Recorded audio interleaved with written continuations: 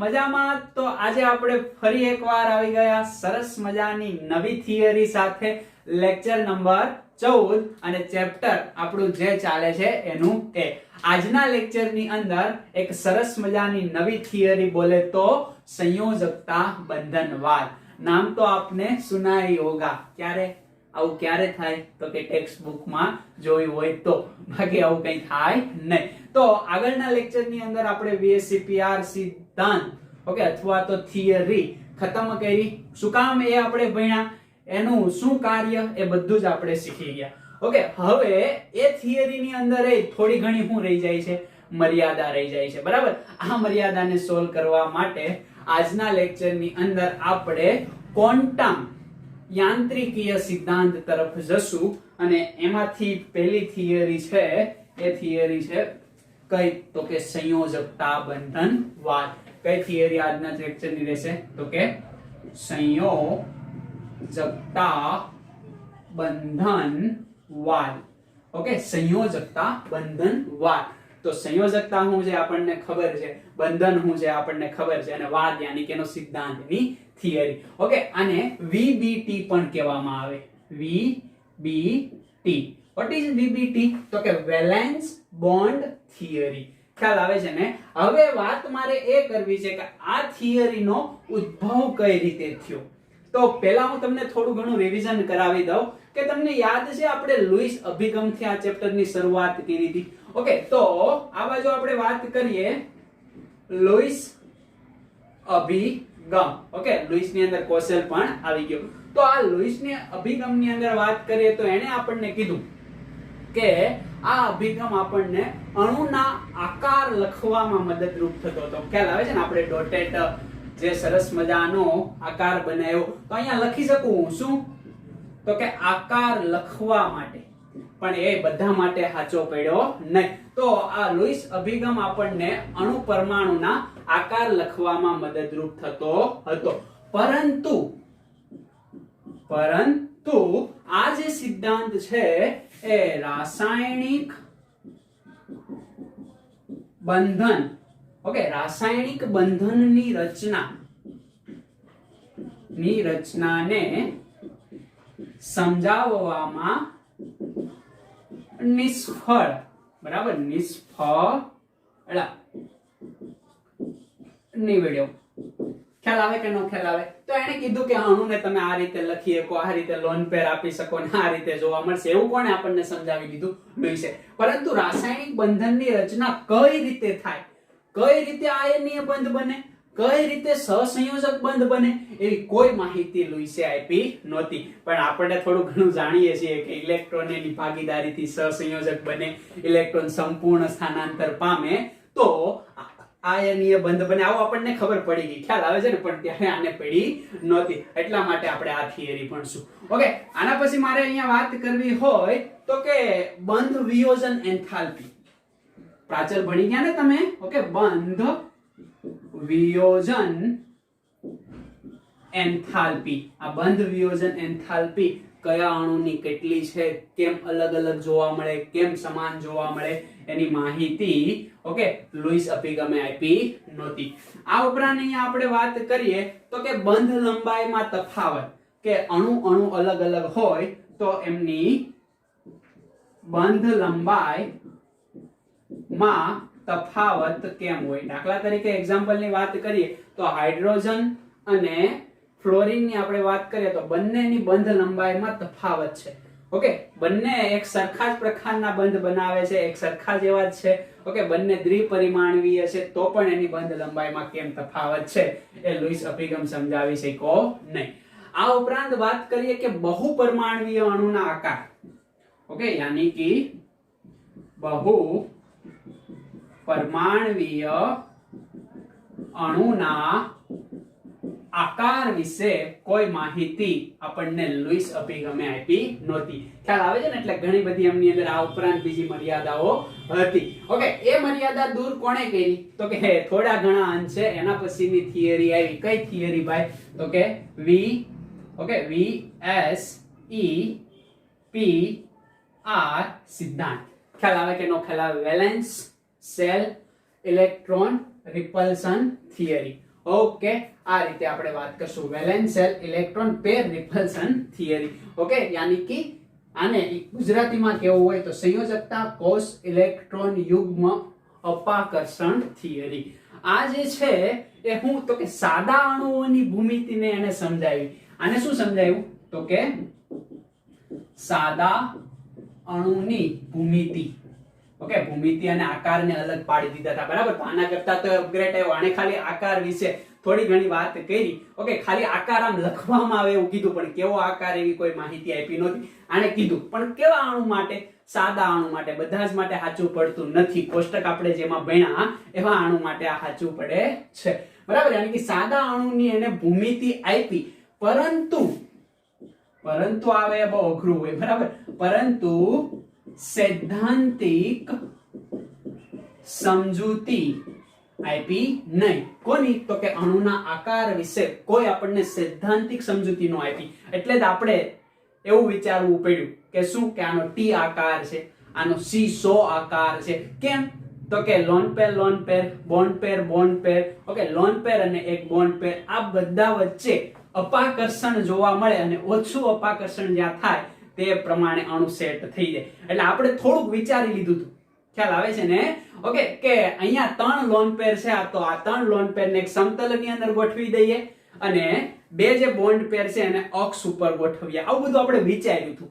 એટલે ચોક્કસ આ સૈદ્ધાંતિક સમજૂતી નહોતી આપી, માત્ર એને સાદા અણુની ભૂમિતિ વિશે આપણને ખ્યાલ આપ્યો. ખ્યાલ આવે છે ને? તો આ સૈદ્ધાંતિક સમજૂતી. ઓકે, બંધ લંબાઈમાં તફાવત, બહુપરમાણવીય અણુનો આકાર, બંધ વિયોજન એન્થાલ્પી, આવું બધું જ વ્યવસ્થિત રીતે સમજવું હોય તો એના માટે હવે આપણે કઈ થિયરી ઉપર આવીએ છીએ તો કે સંયોજકતા બંધનવાદ, યાની કે વીબીટી. અને આ વીબીટી નો ઉદ્ભવ કયા ઉપરથી થયો તો કે ક્વોન્ટમ. ઓકે, ક્વોન્ટમ યાંત્રિકીય સિદ્ધાંત. ક્વોન્ટમ યાંત્રિકીય સિદ્ધાંત. આમની અંદર બે સિદ્ધાંતની આપણે વાત કરવાના છીએ. એક તો વીબીટી અને એક તો મોલેક્યુલર ઓર્બિટલ થિયરી, યાની કે એમઓટી, બરાબર. વીબીટી ને શું કહેવાશે? સંયોજકતા બંધનવાદ. અને એમઓટી ને કહેવાશે આણ્વીય ઓર્બિટલ, યાની કે કક્ષક નો વાદ યાની કે સિદ્ધાંત, થિયરી. ખ્યાલ આવે છે? તો એટલે સુધી તમે એકદમ ધ્યાનથી જો. ઓકે, હવે આપણે જશું નેક્સ્ટ સીધા સંયોજકતા બંધનવાદ. જો કે સંયોજકતા બંધનવાદને આપણે ધોરણ 11 ની અંદર અને આ બુક ની અંદર સમજવો ઘણો બધો અઘરો છે, બરાબર. બહુ બધો કોમ્પ્લિકેટેડ છે, કારણ કે એની અંદર આપણે બહુ બધી વાત કરવી પડશે. પહેલા એટલું લખી નાખો, પછી આપણે એની વાત કરીએ.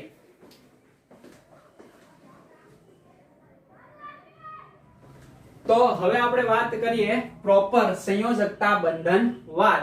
ઓકે, આ થિયરી સૌપ્રથમ હિટલરે આપી, પછી લંડન આવ્યો. ખ્યાલ આવે છે ને? પછી અલગ અલગ વૈજ્ઞાનિકો આવ્યા. તો આવા બધા વૈજ્ઞાનિકોએ સૌપ્રથમ વીબીટી નો અભ્યાસ કર્યો, યાની કે સંયોજકતા બંધનવાદનો. પણ આપણે મુખ્ય વાત એ કરવી છે કે આ જે સંયોજકતા બંધનવાદ છે એને જો આપણે બરાબર અન્ડરસ્ટેન્ડ કરવો હોય તો કેટલા પરિબળોને ઉપર આપણે ધ્યાન દોરવું રહ્યું, બરાબર. યાની કે કયા કયા પરિબળો ઉપર આપણે ધ્યાન આપવું પડે. તો શરૂઆત અહીંયા કરું કે પહેલા તો આપણને ખબર હોવી જોઈએ કે પરમાણુની કક્ષકો. તો જ આપણે આ થિયરી ખરેખર આપણને એ સમજાવે કે પરમાણવીય કક્ષકો છે એમની અંદર રહેલા પરમાણુ, કે આ પરમાણુની અંદર જે બંધન છે, યાની કે રાસાયણિક બંધ કઈ રીતે બને છે અને પ્રોપર આકાર કઈ રીતે જોવા મળે, પ્રોપર ભૂમિતિ કઈ રીતે જોવા મળે, બરાબર. સૈદ્ધાંતિક આ સમજૂતી આપે છે. પ્રાયોગિક પ્લસ સૈદ્ધાંતિક બે સમજૂતી કોણ તો કે વીબીટી આપણને આપશે. વીબીટી ભણ્યા પછી આપણે સાથે એમઓટી પણ ભણશું, યાની કે અણુની અંદર એ બધી વસ્તુ શીખવાડે છે અને આ આપણને પરમાણુની અંદર બધી વસ્તુ શીખવાડે છે. એવું આપણે અહીંયા કહી શકીએ સમજવા પૂરતું, બરાબર. તો પહેલી હું વાત કરું છું કે આપણને માલુમ હોવું જોઈએ શું તો કે પરમાણવીય કક્ષકોનો ખ્યાલ આપણને હોવો જોઈએ. અને પરમાણવીય કક્ષકોનો ખ્યાલ આપણે ભણી ગયા કયા ચેપ્ટરમાં? ચેપ્ટર નંબર 2 ની અંદર અલગ અલગ પરમાણુની કક્ષકો હતી. ખ્યાલ આવે છે ને? S કક્ષક, P કક્ષક, D કક્ષક, F કક્ષક, એ બધી. એટલે એ આપણને ખબર છે.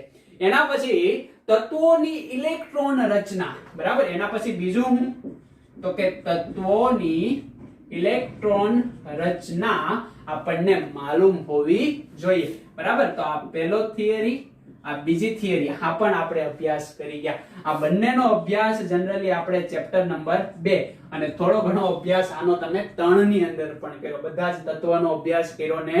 એના પછી મારે અહીંયા તમને વાત કરવી છે જે તમારા માટે રવિ રહેશે. આ બંને થિયરી તમે અભ્યાસ કરી ગયા, ખ્યાલ આવે છે ને? હવે જે આ થિયરી છે તમારા માટે નવી રહેશે, યાની કે પરમાણ્વીય કક્ષકોનું સમિશ્રણ. ઓકે, પરમાણ્વીય આ રહી આપણી કક્ષકો. કક્ષકોનું શું કરવાનું છે? સમિશ્રણ, યાની કે એમનું મિશ્રણ કરશું. ખ્યાલ આવે છે ને? ઓવરલેપિંગ કરશું. દાખલા તરીકે આ મારો હાથ, આ બીજો હાથ, તો આ હાથ ઉપર આ હાથ આવે છે, તો આને શું કહેવાય? સમિશ્રણ. હાથ ઉપર હાથ. ખ્યાલ આવે છે ને? ઓવરલેપિંગ પણ એને કહી શકાય. એ આપણે ભણવાના છીએ. એના પછી મારે તમને ખાસ ખૂબ જ અગત્યનું સમજાવવાનું છે, જે આપણે ભણવાના છીએ, કે આ પરમાણ્વીય કક્ષકોનું સંકરણ. ખ્યાલ આવે છે ને? ખૂબ જ અગત્યનો ટોપિક છે સંકરણ. ડિટેલમાં ભણવાના છીએ આપણે. ઓકે, સંકરણ અને વિચરણ, બરાબર. વિચરણ આપણે ભણવાના નથી. અને વિચરણ અથવા તો અહીંયા કહી શકાય, બરાબર, તથા આપણે કહી શકાય કે અધ્યારોપણ. આ વિચરણ અને અધ્યારોપણ, જેનો ખ્યાલ આપણે આ ધોરણની અંદર એટલો વિસ્તૃત નથી મેળવવાનો, જેટલો આપણે સંકરણ અને સમિશ્રણનો મેળવશું. ઓકે, તો આજના લેક્ચરની અંદર, ઓકે, જો કે પરમાણ્વીય કક્ષકોનું સંકરણ તો નહીં સમજાવી શકાય.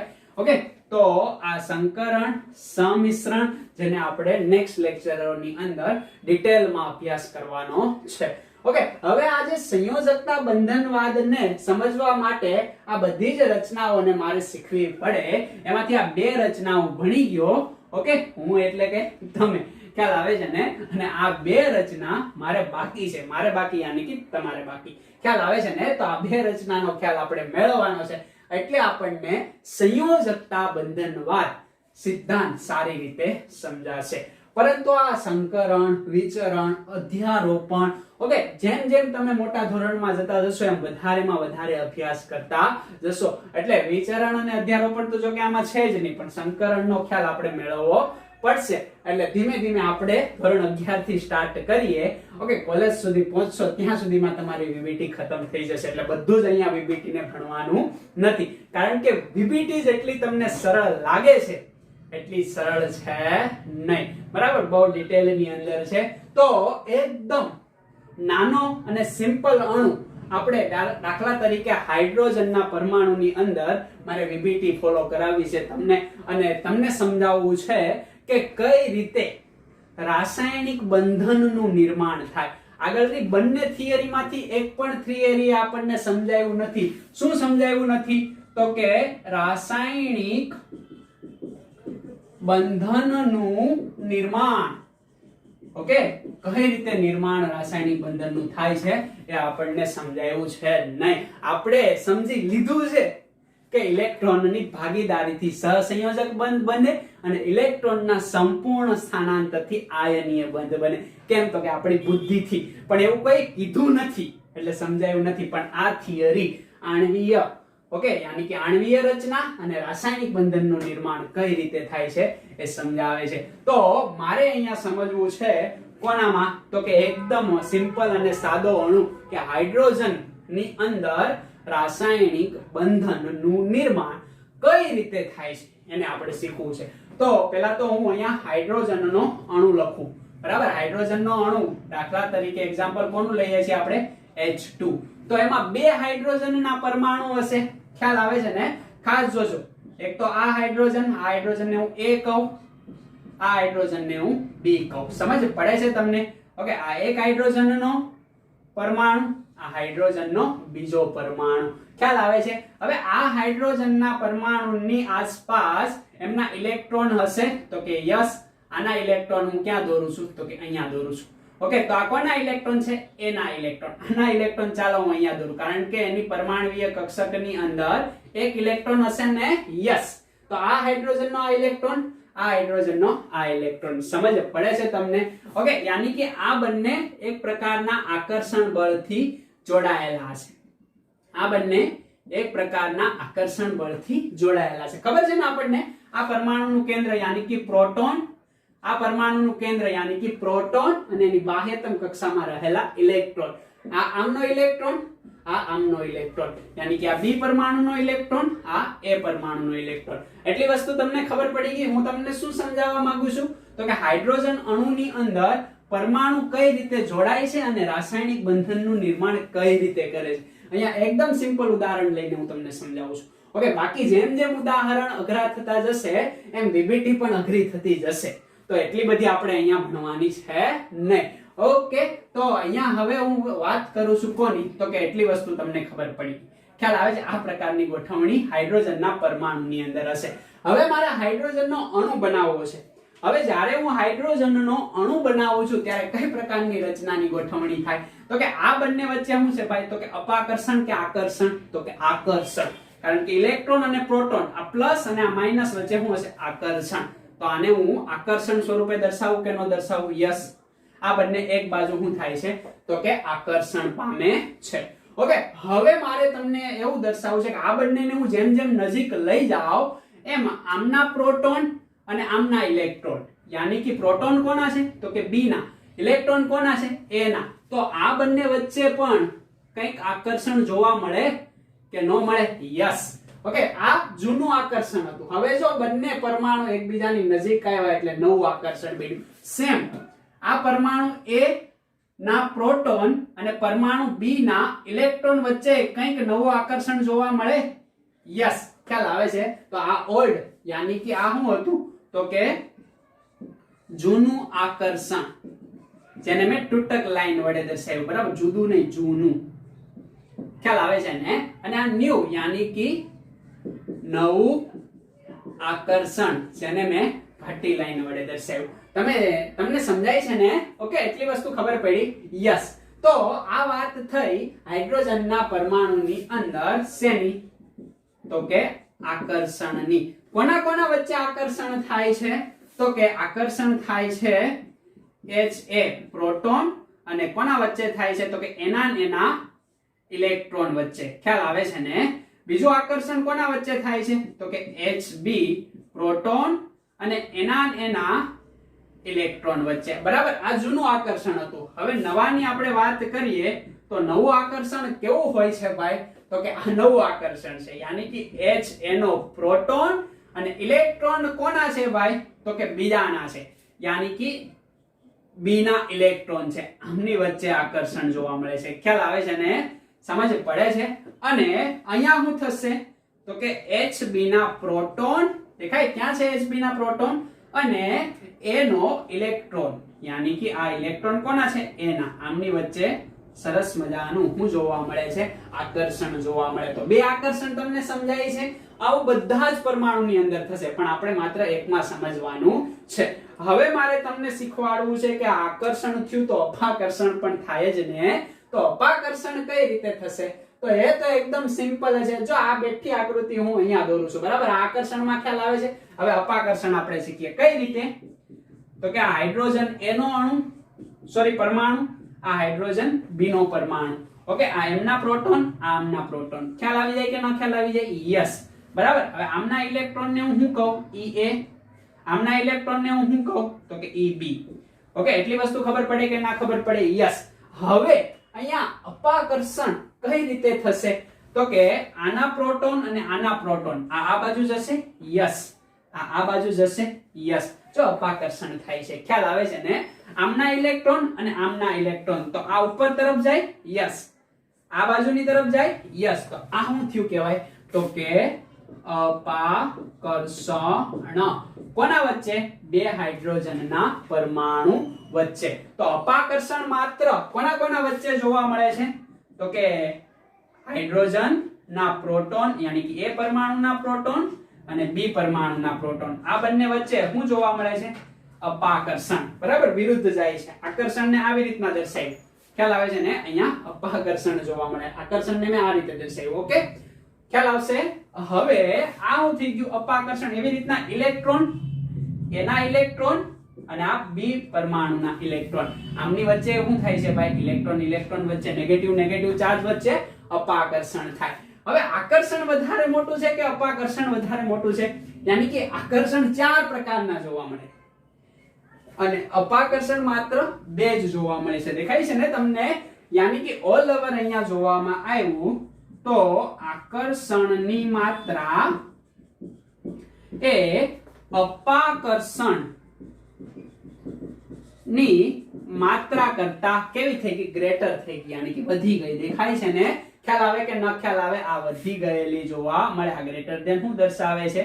તો કે આકર્ષણની માત્રા એ અપાકર્ષણની માત્રા કરતા વધારે છે. અને આ વધારે માત્રા છે એવું સૌપ્રથમ કોણે સમજાવ્યું? સંયોજકતા બંધનવાદ યાની કે VBTA. તો અહીંયા જે આ વધારાનું આકર્ષણ છે એ 2 પરમાણુને એકબીજા સાથે જોડી રાખવાનું કામ કરે છે અને એ જોડી રાખવાનું કામ બોલે તો રાસાયણિક બંધનનું શું થઈ ગયું? નિર્માણ થઈ ગયું. રાસાયણિક બંધન એટલે શું? વન ટાઈપ ઓફ એટ્રેક્શન યાની કે એક પ્રકારનું આકર્ષણ. તો જો અહીંયા આકર્ષણ વધારે છે, અપાકર્ષણ ઓછું છે. એટલે સમજ પડી ગઈ? દાખલા તરીકે આ 2 અને આ 2 કેન્સલ થઈ ગયા, તો આ 2 તો વધ્યા ને. એ શું છે? આકર્ષણની માત્રા.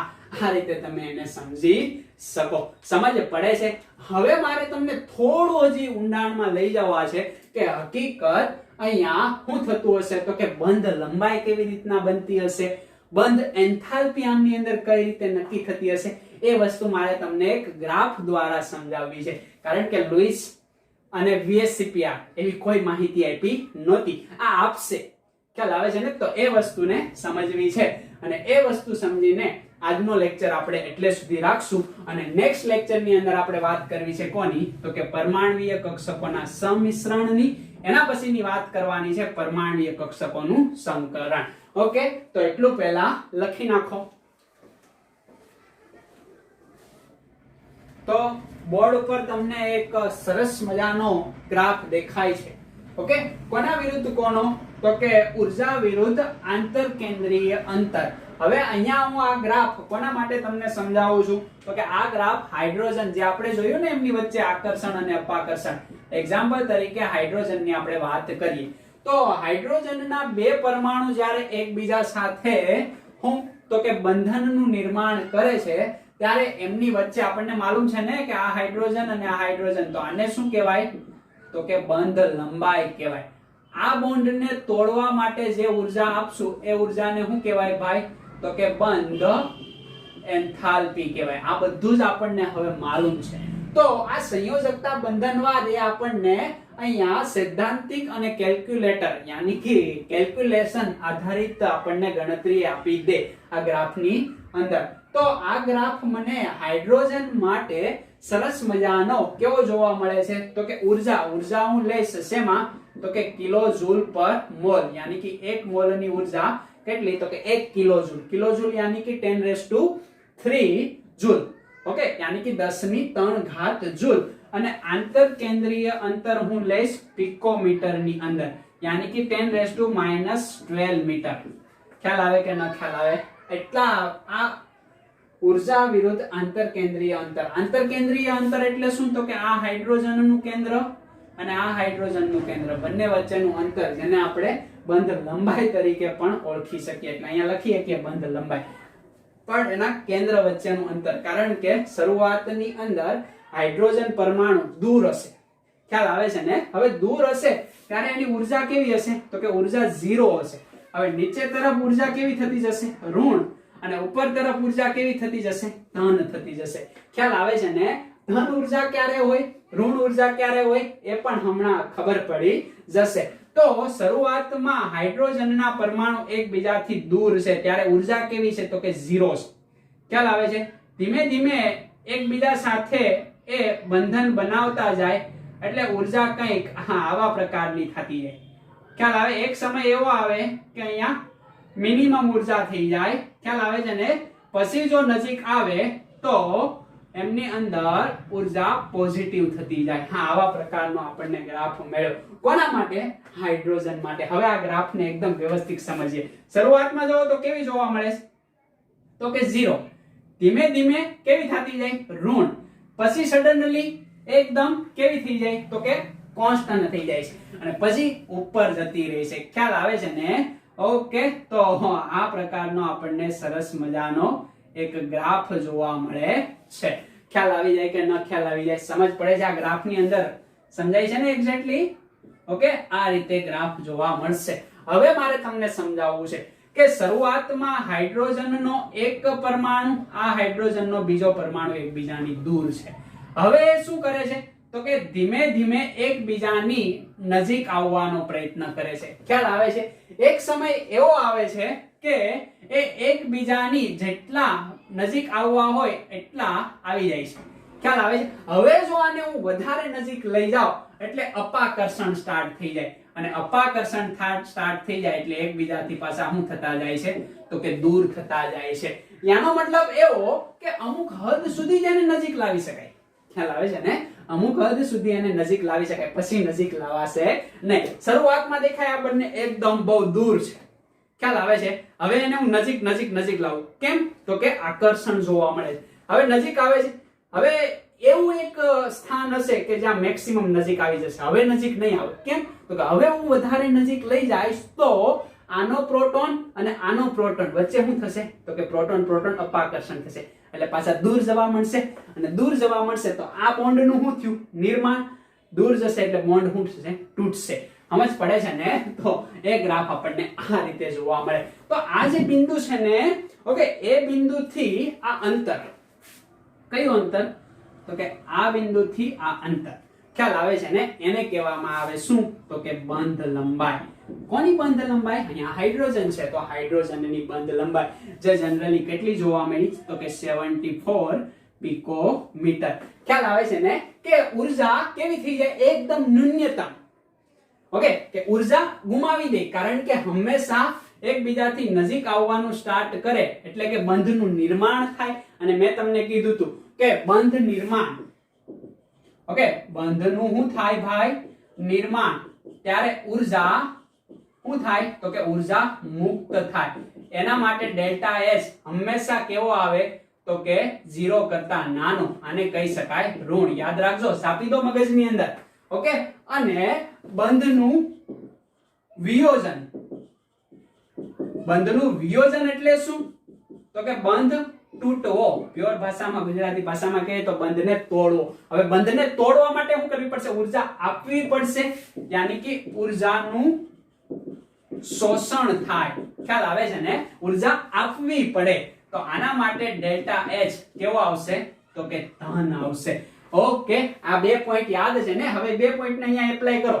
શરૂઆતમાં ઉર્જા 0 છે. કેમ? તો કે દૂર છે. હવે ધીમે ધીમે નજીક આવતા જાય. નજીક આવતા જાય એટલે જો ઉર્જાનું મૂલ્ય ઋણ થતું જાય. આ બાજુ ઋણ છે અને આ બાજુ ધન મૂલ્ય જોવા મળે. જો ધીમે ધીમે એકબીજાની નજીક આવે એટલે બંધનું નિર્માણ થાય. ઉર્જા કેવી થતી જાય? તો કે ઋણ. એક સમય એવો આવશે કે એકબીજાની મેક્સિમમ નજીક આવી ગયા. હવે નજીક જઈ શકશે નહીં. તો આ ઉર્જા, ખ્યાલ આવે છે ને? એટલે કે અહીંયા આપણને જોવા મળશે, અહીંયા જે વેલ્યુ મળે ઋણ મળશે અને એ ઉર્જા કેટલી જોવા મળે છે? તો કે 435.8 કિલોજૂલ પર મોલ. અને એ ઉર્જા કેવી છે ભાઈ? તો કે નેગેટિવ વેલ્યુ છે. કેમ? તો કે બંધનું જ્યારે નિર્માણ થાય ત્યારે ઉર્જા મુક્ત થાય કારણ કે સ્થાયી બની ગયો. અહીંયા આનું કેવો હશે? તો કે સ્થાયી. હવે આને વધારે નજીક લઈ જશો, જો લઈ જાય છે, દેખાય છે ને? હજી એની અને સ્થાયી જ્યારે થઈ જાય ત્યારે કેન્દ્રથી આ અંતરને એની બંધ લંબાઈ કહેવાય અને આ ઉર્જાને એની શું કહેવાય? તો કે વિયોજન એન્થાલ્પી. ઓકે, હવે વિયોજન એન્થાલ્પી કેમ? તમે તો એવું કહો ને કે બંધનું સર્જન એન્થાલ્પી. તો સર્જન એન્થાલ્પી કહીએ કો અને વિયોજન એન્થાલ્પી કયો. જો મારે વિયોજન એન્થાલ્પી કેવી હોય તો હું આને પ્લસ લઈશ. હમણાં એ તમને હું સમીકરણો દ્વારા સમજાવું. તો એટલી વસ્તુ ખબર પડે છે કે જેમ જેમ અણુ નજીક આવ્યો એક સમય એવો કે અણુ સ્થાયી થઈ ગયો. હવે નજીક આવશે ની ઉર્જા ઘટતી ગઈ. હવે તમે નજીક લઈ જવાનો પ્રયત્ન કરશો તો અપાકર્ષણ ચાલુ થઈ જશે. યાની કે હજી વધારે નજીક લઈ જાઓ. દેખાય છે? ઓકે, આ અંતર જો તો અહીંયા દાખલા તરીકે 10 છે, અહીંયા દાખલા તરીકે આપણે આનું લઈ લઈએ હે ને 74 છે, તો અહીંયા કેટલું આવશે? તો કે અહીંયા 70 થઈ જશે. અહીંયા કેટલું આવશે ભાઈ? તો કે એના કરતા ઓછું 65 થઈ જશે. અહીંયા કેટલું આવશે? તો કે અહીંયા 60 થઈ જશે. અહીંયા કેટલું આવશે? તો 50 થઈ. જેમ જેમ તમે નજીક લઈ જશો કેન્દ્રથી એમ હવે અપાકર્ષણ ચાલુ થશે, યાની કે બંધ તૂટવાની ઘટના ચાલુ થશે. એટલે જો એની ઉર્જા કેવી થતી ગઈ? તો કે ધન થતી જાય છે. દેખાય છે? લેસ નેગેટિવ, અને ઉપર જતા કેવી થશે? તો કે ધન ઉર્જા થતી જશે. આમાં જે પડે છે અને એક સમય એવો આવશે કે જેટલી ઉર્જા એને આપણે બંધ ના નિર્માણ કરવા માટે એને આપણને આપી એટલી ઉર્જા આપણે આપશો એટલે બંધ તૂટી જશે. એટલે આ રીતે આપણને ગ્રાફ જોવા મળે. આવું મેં હાઇડ્રોજન માટે સમજાવ્યું, આવું તમે બધા જ માટે લઈ શકો, પણ એટલું બધું આપણે અહીંયા ભણવાનું નથી. આમ જ પડે છે. હવે આ બે પોઈન્ટ યાની કે ઉર્જા મુક્ત થાય એ પ્રક્રિયાને કઈ પ્રક્રિયા કહેવાય? ઉષ્મા સેપક્ષ પ્રક્રિયા. ઉર્જાનું શોષણ થાય એ પ્રક્રિયાને કઈ પ્રક્રિયા કહેવાય? ઉષ્મા શોષક પ્રક્રિયા. ખ્યાલ આવે છે ને? તો ઉષ્મા સેપક્ષ પ્રક્રિયા યાની કે બંધનું નિર્માણ, બંધનું વિયોજન યાની કે ઉષ્મા શોષક પ્રક્રિયા. ખ્યાલ આવે છે? આ જ વેલ્યુ હું આના માટે લખું તો મારે કેવી લખવી પડે? પ્લસ 435.8 કિલોજૂલ પર મોલ. અને આ જ વેલ્યુ આના માટે લખું તો મારે કેવી લખવી પડે? માઈનસ 435.8 કિલોજૂલ પર મોલ. તમે સમજો છો મારી વાત? કઈ રીતે? તો કે આનું સમીકરણ લખી દઉં કે તો આ શું છે ભાઈ? હાઇડ્રોજન છે. આને ઉર્જા આપીશ. કેટલી ઉર્જા આપીશ? તો કે 435.8 કિલોજૂલ પર મોલ. એટલે મને શું મળશે? તો કે 2 હાઇડ્રોજનના પરમાણુ મળશે. અન્ડરસ્ટેન્ડ? સેમ આ સમીકરણ મારે આના માટે લખવું હોય, યાની કે એક હાઇડ્રોજનનું સમીકરણ, એક હાઇડ્રોજનનો પરમાણુ બીજા હાઇડ્રોજનના પરમાણુ સાથે જોડાય ત્યારે શું બનાવશે? હાઇડ્રોજનનો અણુ. અને આ અણુ યાની કે બંધનું નિર્માણ થયું ને તો ઉર્જા મુક્ત થશે. કેટલી?